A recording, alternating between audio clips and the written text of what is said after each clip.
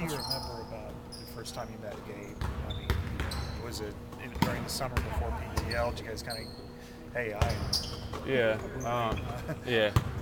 Well, Coach Francis brought him in. He got in a little bit later than I did. We were at Mayflower.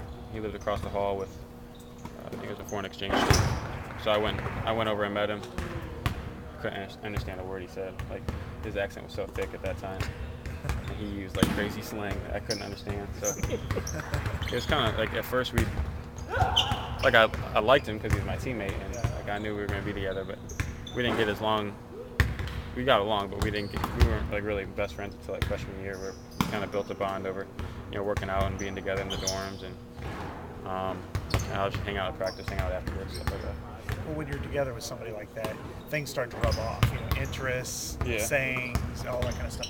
What do you recall about maybe something he said that maybe you ended up starting saying, or listening to some music, or doing I mean, you wouldn't believe some of the stuff we did freshman year. Some just weird, goofy stuff.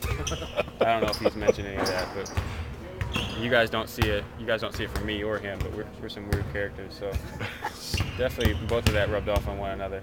I wish I could get into more detail, but you'd think I was nuts.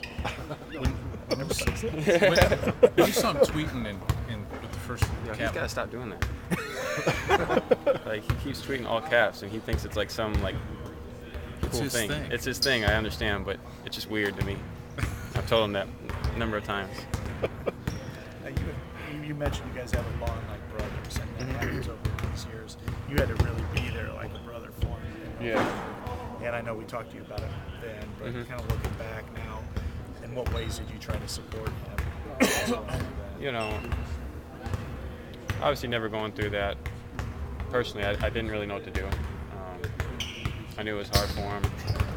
There's nothing really you can say or do that's gonna fix it. All I could do was just be there. So when he found out, I was just there for him.